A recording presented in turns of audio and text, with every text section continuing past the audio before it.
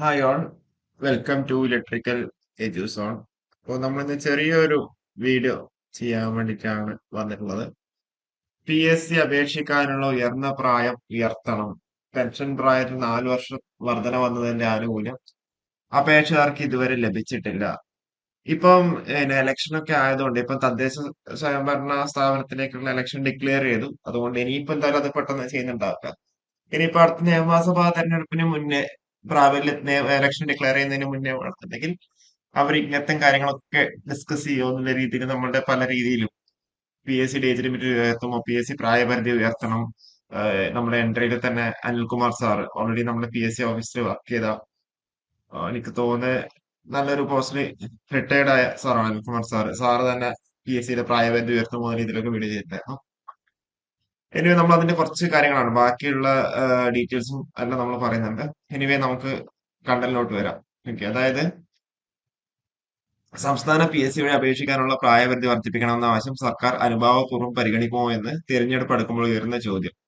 Pension പ്രായ വർധന, Covid വ്യാപനത്തെ തുടർന്നുള്ള സ്തംഭനാവസ്ഥ തുടങ്ങി കാരണങ്ങളാൽ പ്രായപരിധി വർദ്ധിപ്പിക്കണമെന്ന ആവശ്യം ഉയർന്നപ്പോഴൊക്കെ അനുകൂല സമീപനം ഉണ്ടായില്ല. എന്നാൽ തദ്ദേശ നിയമസഭാ തെരഞ്ഞെടുപ്പുകളുടെ പടിവാതിക്കൽ ആശ്വാസ നിലപാട് പ്രതീക്ഷിക്കുന്ന വിദ്യാർത്ഥികൾ കുറവല്ല. തദ്ദേശ സ്വയംഭരണത്തിലേക്ക് ഓൾറെഡി വന്നുകൊണ്ട് അത് ചെയ്യുന്നുണ്ടാവില്ല. നിയമസഭ ഇലക്ഷന് മുന്നേ വേണമെങ്കിൽ ഡിസ്കസ് ചെയ്യും ഇതിനെ പറ്റിയിട്ട്. അതായത് സംസ്ഥാന സർവീസ് പൊതുവെ 56 പെൻഷൻ പ്രായമെങ്കിലും പങ്കാളിത്ത പെൻഷൻ പദ്ധതി നടപ്പായ 2013 ഏപ്രിൽ 1 മുതൽ ജോലിയിൽ കയറിയവർക്ക് 60 വയസ്സിൽ വിരമിക്കുന്നുണ്ടാവുള്ളൂ. മുൻപ് പെൻഷൻ പ്രായം 55 നിന്ന് 56 ആക്കിയപ്പോ അപേക്ഷിക്കാനുള്ള പ്രായപരിധി 1 വർഷം കൂട്ടിയിട്ടുണ്ടായിരുന്നു. പക്ഷെ പെൻഷൻ പ്രായം 4 വർഷം വർദ്ധിച്ചപ്പോൾ എന്താ, അപേക്ഷിക്കാനുള്ള പ്രായപരിധി 4 വർഷം നീട്ടുകയുണ്ടായില്ല.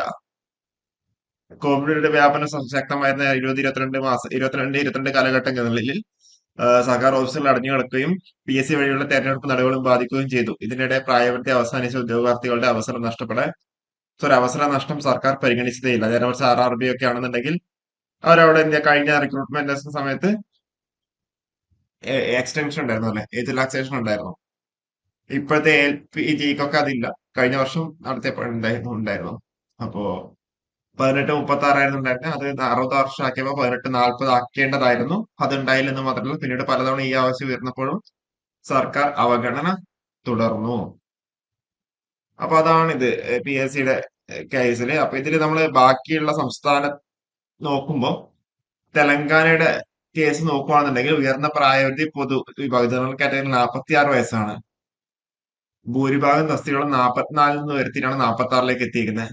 ഗോവ 45 നോൺ കസ്റ്റഡി തസ്തികൾക്ക്, ആന്ധ്രാപ്രദേശ് 42, ഒഡീഷ 42, ഹരിയാന 42, ഉത്തരാഖണ്ഡ് 42, ഛത്തീസ്ഗഡ് 40, മധ്യപ്രദേശ് 40. അപ്പൊ ഇത് നിങ്ങൾക്ക് ജസ്റ്റ് ഒന്ന് നോക്കാം.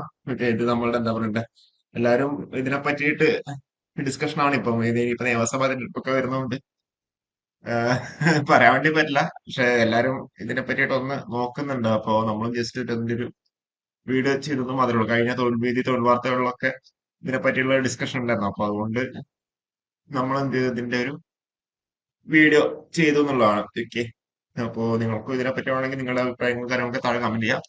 അപ്പോ കൂടുതൽ വീഡിയോസ് ആയിട്ട് വീണ്ടും വരാം. Okay, thank you.